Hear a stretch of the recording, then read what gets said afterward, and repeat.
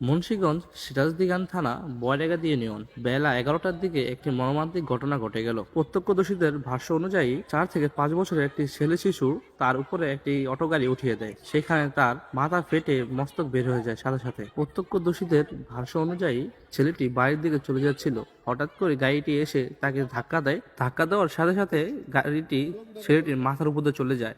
ওইখানে ছেলেটির মাথা ফেটে মস্তক ওইখানে বের হয়ে যায়। এই ঘটনার কিছু আলামত হয়তো আপনারা দেখতে পাইতেছেন ভিডিওর মাধ্যমে। প্রত্যক্ষদর্শীদের দাবি গাড়িটি অনেক স্পিডে আসছিল, এসেই বাচ্চাটিকে ধাক্কা দেয়। ধাক্কা দেওয়ার পরে বাচ্চাটির মাথার উপর দিয়ে গাড়িটি চলে যাওয়ার কারণে বাচ্চাটির মজক একটু বের হয়ে যায়। আর গাড়িতে 2জন প্যাসেঞ্জার ছিল, তাদেরকে রেখে গাড়িটি সাথে সাথে এখান থেকে ভেগে যায়। গাড়িতে 2জন প্যাসেঞ্জার ছিল, তাদের দাবি গাড়িটিকে তারা চিনে না। স্থানীয়রা গাড়িটিকে খোঁজাখুঁজি করতেছে, সিসিটিভি ফুটেজ বের করেছে, কিন্তু গাড়িটিকে শনাক্ত করা যাচ্ছে না। বাচ্চাটির আপডেট পেলে পরে জানানো হবে।